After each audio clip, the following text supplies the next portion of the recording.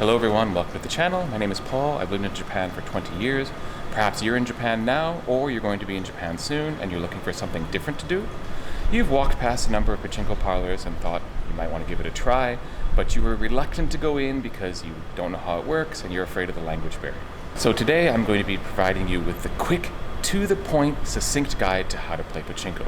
From how to choose a machine once you've entered the hall, to how to make that machine work once you've sat down, to what's actually going on with the machine while you're playing, to how to get your money back when you're done, or even if you've won a few jackpots, how to collect on those.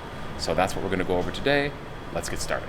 I just want to make a quick disclaimer that this video is for entertainment and knowledge purposes about a part of Japanese culture, and that if you have a personality prone to addiction or you have an addiction to gambling, I recommend don't play pachinko. Basically, please take this advice responsibly. If you play pachinko, please play responsibly. Okay, first step, once you go into the shop, you're going to choose the machine you want to play. Basically, first thing, just choose a theme that you like, an anime that you like, a story that you like, a machine that looks cool. There is one physical thing you might want to look for, and that is at the bottom of the machine there's a single gate where every time a ball goes into that gate, you will get a spin on the machine. Basically, a ball in that gate means you get one chance at the slot machine that a pachinko machine essentially is. So if the gate looks like it's nice and open and the balls will go in easily, then choose that one. If it looks like it's really pinched off, then maybe you want to avoid that. The more balls that you get in, the more the money you spent is worth in terms of number of spins. And just like anywhere, if it looks like a machine has paid out big in the past but hasn't recently, a lot of people like to choose those machines as well. Another thing to choose is the odds of the machine.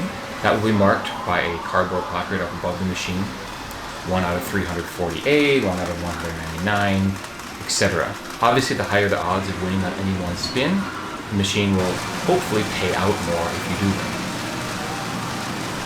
If you want to check how a machine has paid out, you'll be able to see on the LED lights above the machine basically a readout that shows you how many times the machine has won that day. That would be the biggest number. You'll also see a number that shows you how many spins have gone by since the last win.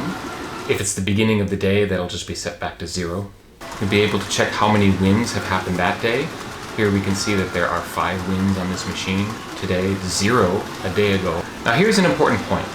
One jackpot doesn't pay out all that much. In pachinko, you want pachinkos to stack on top of each other. Another way to put it is you want them to be a chain of jackpots. And you can see the history of the chains looking over at this history bar. You can see the most recent was 5 jackpots in a single win sequence. The time before that, it was only 1. The time before that, there was only 1 win. And the time before that, there were 27 wins chained together. So whoever got that chain came out with a nice amount of money. The placard up above explains this. The odds of you getting a first jackpot is whatever the 1 out of 348 or 1 out of 99, etc. is. However, once you enter the win phase, you will have a higher percentage chance of winning again. And then the amount that you can actually win is explained by these charts. Now, I don't think you need to worry too much about this. Just know that all of the machines are pretty similar when it comes to how they pay out if you happen to win.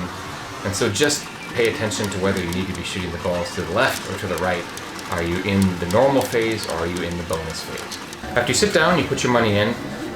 Either on the machine itself, there will be 2 buttons. One which will be to send the balls out. The other which will be to give you your money back, or the card that your money has been imprinted on. And sometimes that will be on a screen off to the left of the machine that basically does the same thing. Get the balls out or request a card to come back to you. Now, on this card, I have actually won some balls, so I have 600 yen left on this card in cash, and I have 4,055 balls that I have won. On each machine, in addition to buttons that will give you balls or give you your card back, there are sound adjustment and brightness adjustment. Gone are the days when pachinko machines are absolute high volume. People can control them now, and most people turn them down.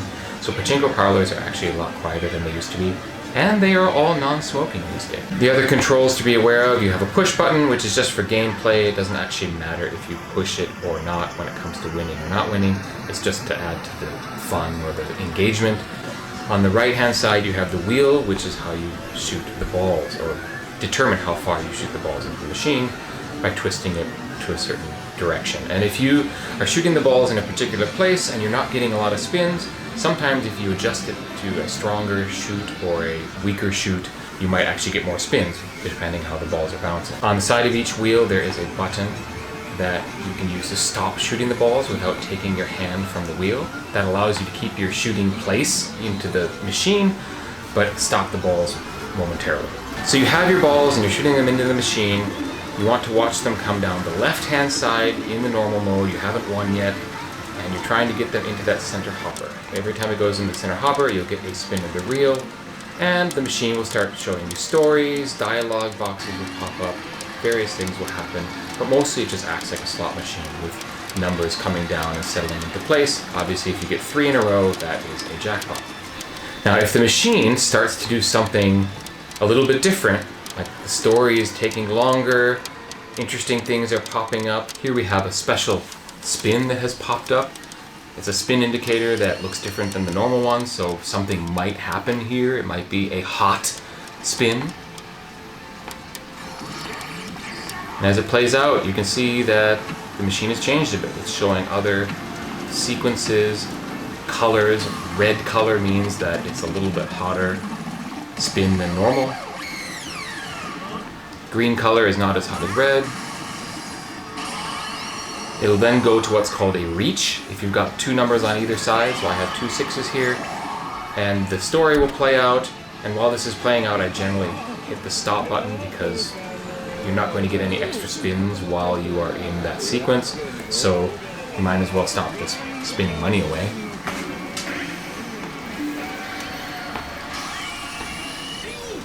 If physical things start moving on the machine, that's usually a good sign that you have a strong reach or a strong chance of winning.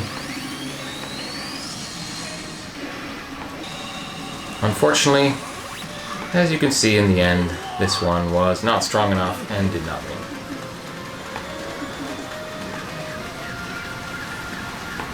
If you do happen to win, you'll see a lot of rainbow colored things happening on the machine. Rainbow basically means that you've hit a jackpot, and now you're going to switch shooting the balls from the left side to the right side.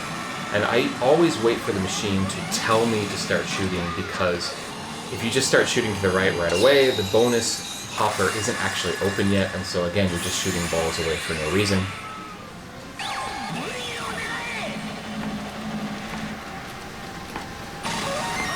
But the win phase will happen by shooting balls to the right-hand side. The jackpot hopper is over there. And then you'll be kicked into a kind of win phase where you're going to find out if you're going to get a chain or not, if you're going to continue to win. And you should continue shooting your balls to the right-hand side during that sequence.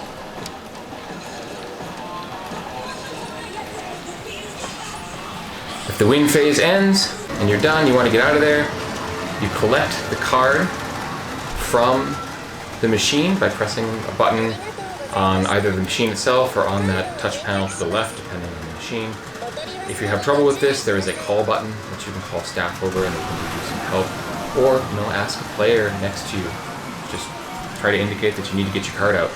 If you have cash on your card and you have balls on your card or your winnings, there's 2 places you'll need to walk to. First, you'll walk to a machine where you put your card in, and that'll give you your cash back. And after you've got your cash back, you'll also get the card back, and you'll take that over to a counter, which I didn't film, I'm sorry about that, but take it over a counter and they will give you out these tokens that represent your winnings. Here are the tokens. This is what you'll take to a shop around the corner or next door that's physically separate from the pachinko place. This is the loophole that gets around the gambling law, and they will exchange these tokens for money. If you can't find that little shop, ask a patron who's playing pachinko in there. If you ask staff inside the pachinko parlor, they will not tell you. So there you have it. If you decide to play pachinko while you're in Japan, enjoy yourself, have fun, but remember, please play responsibly. Thanks for watching the video. I hope it was helpful. Peace.